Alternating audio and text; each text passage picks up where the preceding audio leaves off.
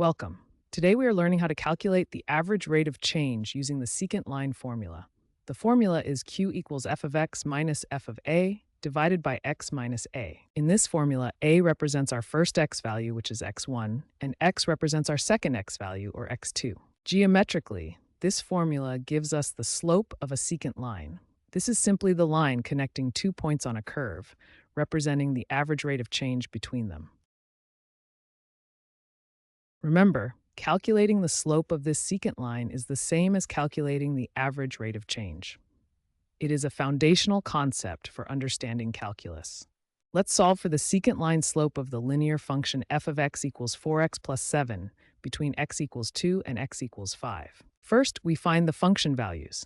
Plugging in 2, we get 4 times 2 plus 7, which is 15. Next, for x equals 5, we calculate 4 times 5 plus 7, resulting in 27. Now we plug these values into the secant formula, 27 minus 15 divided by 5 minus 2.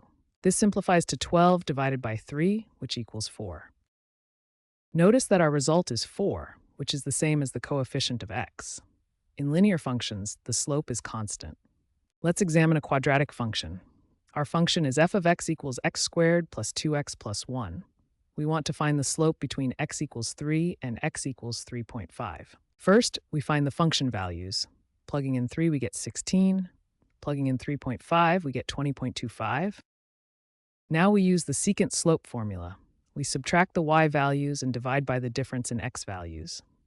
Subtracting gives us 4.25 in the numerator and 0.5 in the denominator. Dividing these gives us a final slope of 8.5. Remember, when dealing with quadratics, it is easy to make sign errors.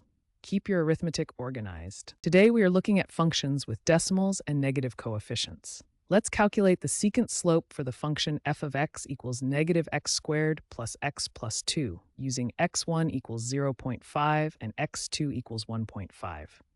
First, we evaluate the function at our given points. F of 0.5 results in 2.25 and f of 1.5 results in 1.75. Now we apply the secant slope formula. Plugging in our values gives us 1.75 minus 2.25 divided by 1.5 minus 0.5. Subtracting gives us negative 0.5 divided by 1, which equals negative 0.5. The negative result shows that because our leading coefficient is negative, the slope between these points tilts downward. Now we apply the concept to square roots. Let's look at the function f of x equals the square root of x, using the points x1 equals 1 and x2 equals 16. We substitute our values.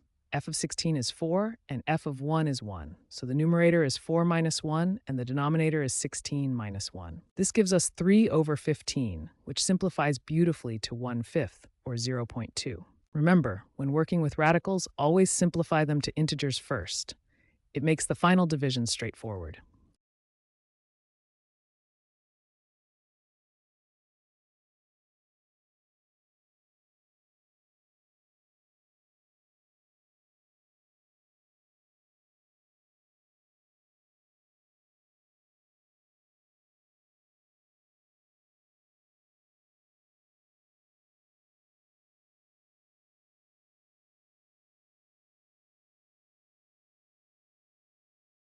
We are working with a function containing rational exponents. F of x equals 6x squared 2/3 plus 2x squared 1/3. Let's find the slope of the secant line between x equals 1 and x equals 27. First, we evaluate f at 1.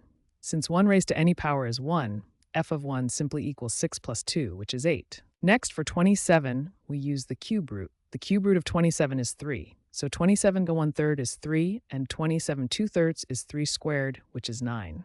This gives 6 times 9 plus 2 times 3, resulting in 54 plus 6, which equals 60. Finally, we use the slope formula, change in y over change in x. That's 60 minus 8 divided by 27 minus 1. This simplifies to 52 divided by 26, which gives us a slope of 2.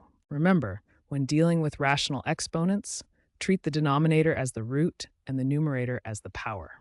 To find the slope of a secant line, follow this simple 3-step process. First, identify your x values. Second, plug them into the function to find the corresponding y values. Third, plug everything into our slope formula. Watch out for these common traps. Always keep your x values in the correct order. Be extra careful with negative signs, and double-check your arithmetic when calculating function outputs.